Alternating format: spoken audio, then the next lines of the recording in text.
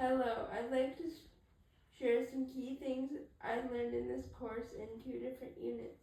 The first in Unit 2, which was article study, and Unit 4, which was prose study. Let me begin with Unit 2, where I learned about the world of satire. In Lesson 2.5, I learned that satire is a powerful literary tool used by writers to criticize or poke fun of a subject. It often uses techniques like exaggeration, reversal, incongruity, and parody to make a point. But satire isn't just about being funny, it's a blend of humor and wit aimed at exposing flaws or weakness in human behavior, institutions, or society, and sometimes can even encourage change. What stood out to me most is how satire works as a form of social commentary.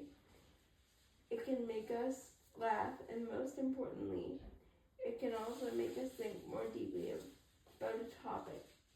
I experienced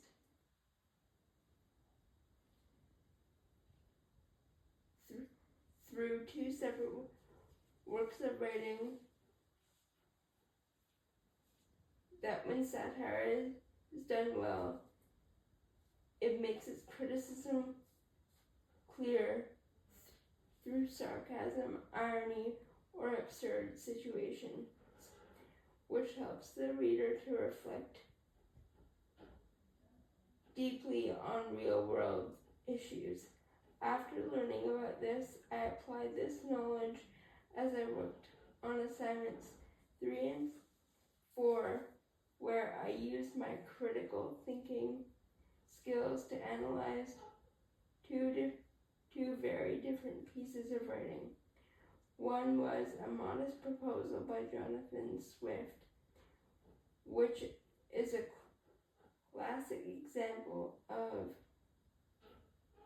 political satire. In A Modest Proposal, Jonathan Swift suggests, with his dark irony, that the poor in Ireland could ease the economic troubles by selling their children as food. As disturbing as this was to read, I came to understand that the exaggeration was the whole point. He's drawing attention to the British government's cruel neglect of the Irish peoples, which was something I had to research after reading the text.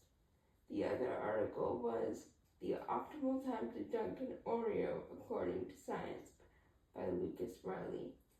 This was a lot more humorous and was written in a more playful way. It used the structure and tone of scientific research to explore a completely unserious topic, the optimal time to dunk an Oreo. But even this article used exaggeration and parody to poke fun at how seriously we sometimes take relatively minor or unimportant issues. Together, these two assignments help me see how diverse satire can be. Satire can range from harsh and biting to lighthearted, quirky, and funny. But both styles are equally effective in making readers think differently about a topic. Then in Lesson 2.7, I had the chance to see an example of satire in a completely different format. It was a video example of satire from the movie Shrek. That's when I learned that the movie Shrek is actually a satire of traditional fairy tales. I never really thought of it that way before, but it made sense. In Shrek, the typical fairy tale roles are flipped on their heads. The ogre is the hero, the prince is actually the villain, and the princess doesn't need rescuing. She's strong, independent, and not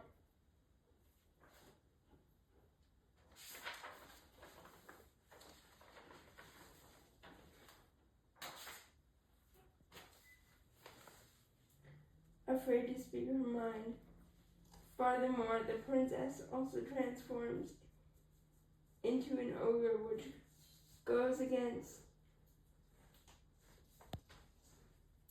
the fairy tale rules of princesses always being beautiful. These reversals expose how traditional fairy tales often follow outdated stereotypes or unrealistic expectations.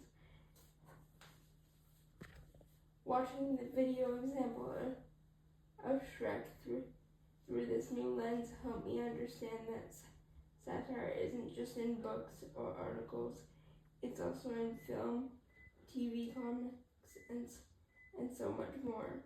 Now let's move on to Unit 4 Prose Study, which was all about learning to read prose more effectively and understanding various narrative perspectives. In Lesson 4.2, I learned a really helpful reading strategy called SQ3R. This stands for Survey, Question, Read, Recite, Review. At first, it seemed like a lot of steps, but once I started using it, I saw how much it helped me organize my reading and understand the material better. So first, I would survey the text and skim the first few sentences of each paragraph just to get a basic sense of what it was about. Then I would move on to questioning, asking myself things like who is involved, what's happening here, where and when does this take place, and why it's important, and take notes as I read. As I read more deeply, I would look for answers to those questions, which really helped me stay focused and engage more actively with the material.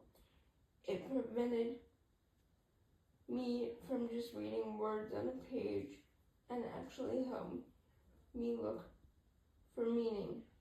Then I would recite, basically rephrasing key points in my own words. And then I would review by recording notes or summarizing what I learned. This helped me absorb the information much more thoroughly than I would if I wasn't using the SQ3R strategy. And it helped me remember much more later. Using the SQ3R strategy helped me turn into a much more active reader, and I noticed I was picking up on details I would have missed before. Then in Lesson 4.3, I learned more about various types of narrative points of view, more specifically the different types of third person point of narration.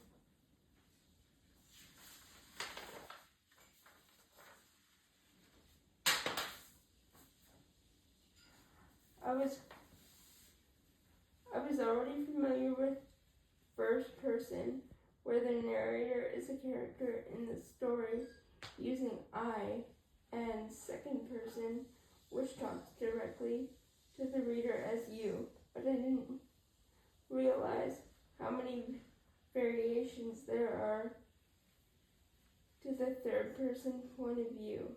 I learned that third person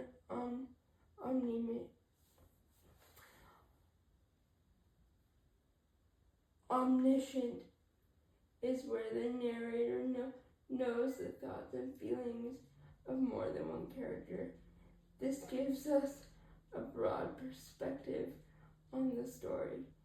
Third person, limited, omniscient, focuses on the inner world of one character while still using he or she. This gives us insight into one person's experience while maintaining some narrative distance. And finally, third person objective, which means the narrator doesn't reveal anyone's thoughts or feelings. We only know the characters do and say, like watching a play or movie, and in other words, being a fly on the wall.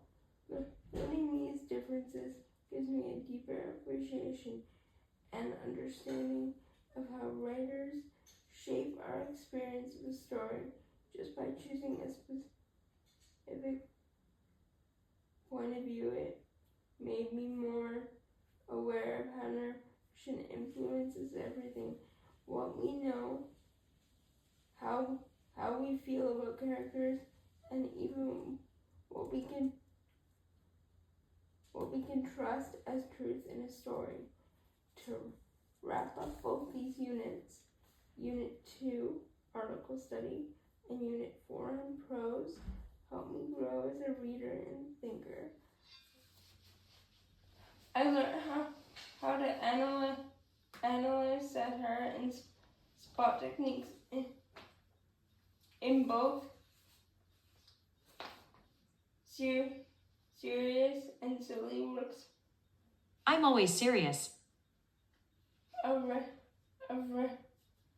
of writing. Understand how to read more strategically and effectively, and how to recognize different narrative styles. I feel like I've developed skills that go far beyond the classroom.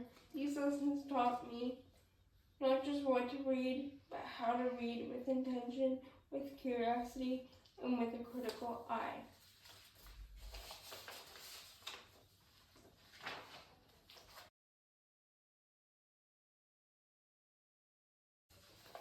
Section 3. For Section 3, I will be showcasing how I would go about teaching Unit 5 on reconciliation to secondary school students. I will do this by highlighting issues I ran into while working my way through this unit, and suggest solutions to how I would change it if I were to teach this unit. The first issue is that all the lessons were either presented in disorganized text or in short videos, which presented itself with some challenges, as some of these video links didn't work. This left me needing to do my own research in order to actually find the information that should have been presented in the actual lesson. Furthermore, with the exception of lesson 5.4, the information was not presented in a reader-friendly way. The lessons felt a bit difficult to follow without losing track of the information. If I was to teach this unit, I would provide my students with an online learning system where lessons are presented in a visual video lecture format, where I would be visible in a video, teaching the class as if it were in person. Combining visuals along with the text is a lot more engaging in my experience. Furthermore, you can rewatch a video several times and take notes as you go, which helps with your overall comprehension. In addition to this, after each video lecture, I would include a short activity that would involve reading short articles about truth and reconciliation, instructing students to use the SQ3R's strategy. Not only would this employ their active reading skills, which contributes to the English 12 learning curriculum, but this would help students grasp and remember details better. The second issue I experienced is that the majority of the time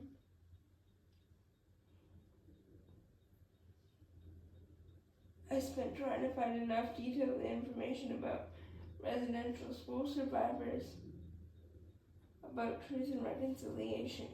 If I was to teach this unit, I would give my students a comprehensive and detailed online booklet compiled with many biographies of residential school survivors, important figures, and major events, along with linked videos and articles, references, and other related sources for each of the listed people or events. This would help students start off their research with a solid foundation or understanding. The third issue was that the handouts outlining the two assignments felt unclear. For assignment 9, the instructions were to create 3 different journal entries, each with specific references, could not be used more than once.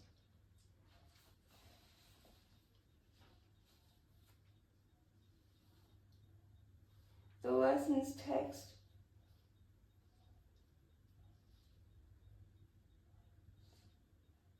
and videos included did not provide me with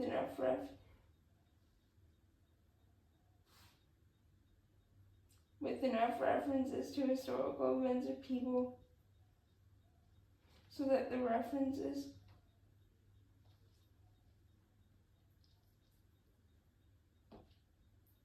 wouldn't have to be used more than once.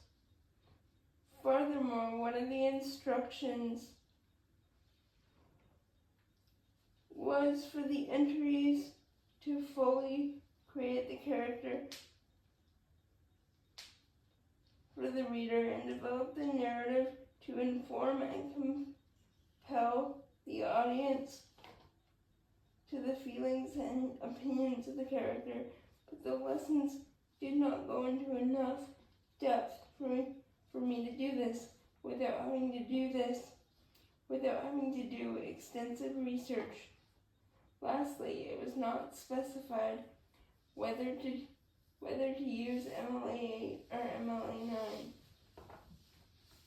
If I was to teach this lesson, I would first create an assignment instruction video. The assignment tasks and criteria would be presented separately.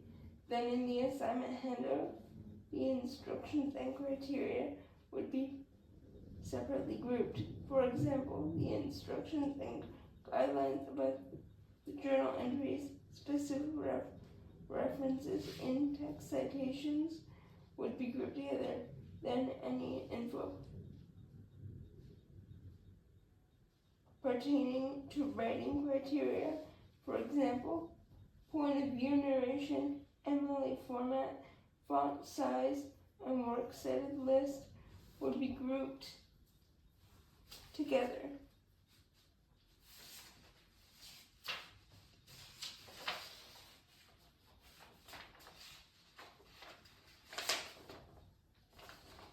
The fourth issue is that the idea of generating any Indigenous perspective and trying to come up with what they think or feel and have been through is absolutely horrendous and disrespectful. This is essentially cultural appropriation, and if I was to teach this unit, assignment 9 would still focus on the question, what historically significant events and people in Canada history indicate the most progress towards or decline from truth and reconciliation for Canada's Indigenous people. However, instead of having students focus on creating a character and making up a perspective, I would ask students to 2 to 3 people or events from a comprehensive online booklet that I provided and write about these individuals or events, providing an analysis and summarization of a real perspective instead of inventing one. And lastly, in my opinion, the lesson assignment 10, the annotated bibliography, should have been taught in a video format. It is a slightly more complex version of bibliography that I had not seen, and it was difficult to grasp the concept by simply reading about it in a text or an online text sources provided. If I was to teach this assignment, I would create a video lecture about annotated bibliographies that I would do an in-class workshop to walk students through the process of how to go about collecting information effectively and highlighting how to effectively summarize each of the source's main ideas.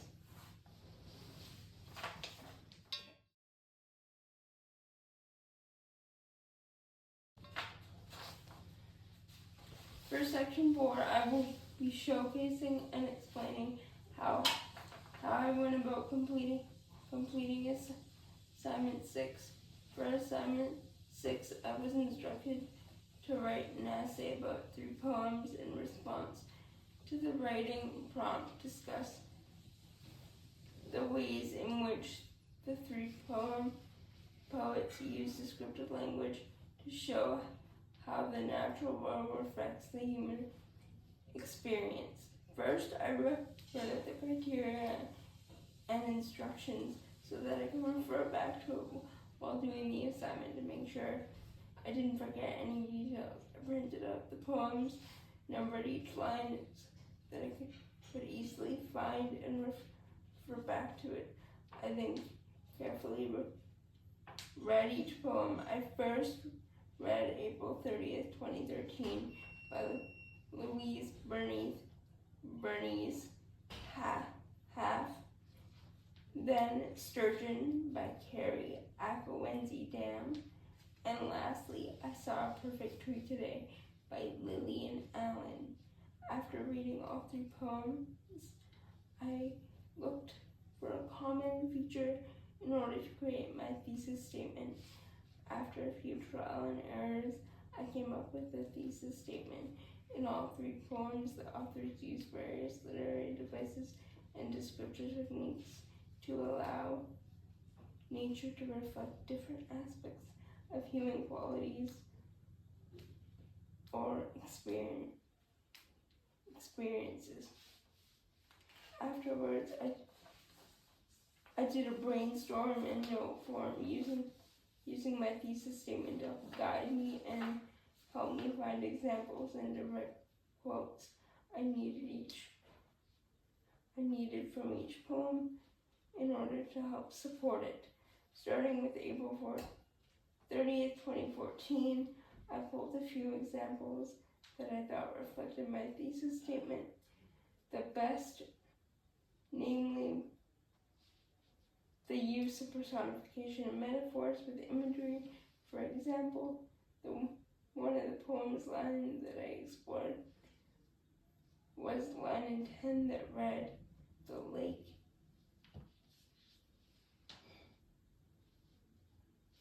ice is rotting diamond, where water seeps hungrily through its cracks." Then in Sturgeon poem, I noticed the use of metaphors, similes, vivid imagery.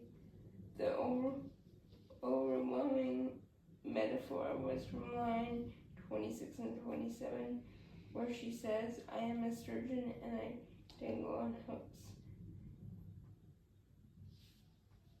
This showed me that she was comparing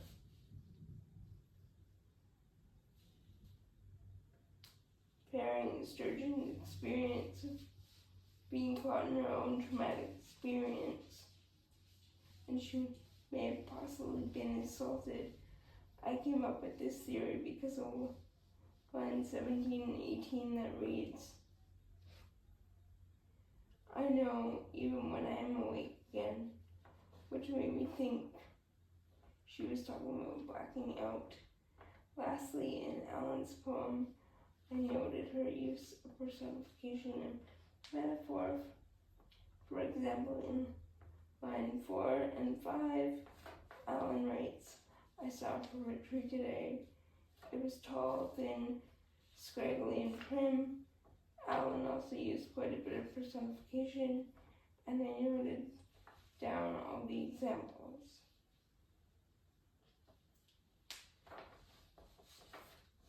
For the body paragraphs for each of the poems, I described how each poet connected to the thesis statement, followed by my supporting evidence and direct quotes. I used my brainstorming sheet to help me write each of my paragraphs, making sure to refer back to my thesis statement one last time and give my summary of overall ideas mentioned. Lastly, I went back and read through my writing, making edits and changes as needed. Once everything was complete, I was satisfied with my writing. I triple-checked the criteria. Once everything was complete and I was satisfied with my writing, I triple-checked the criteria and then I submitted it.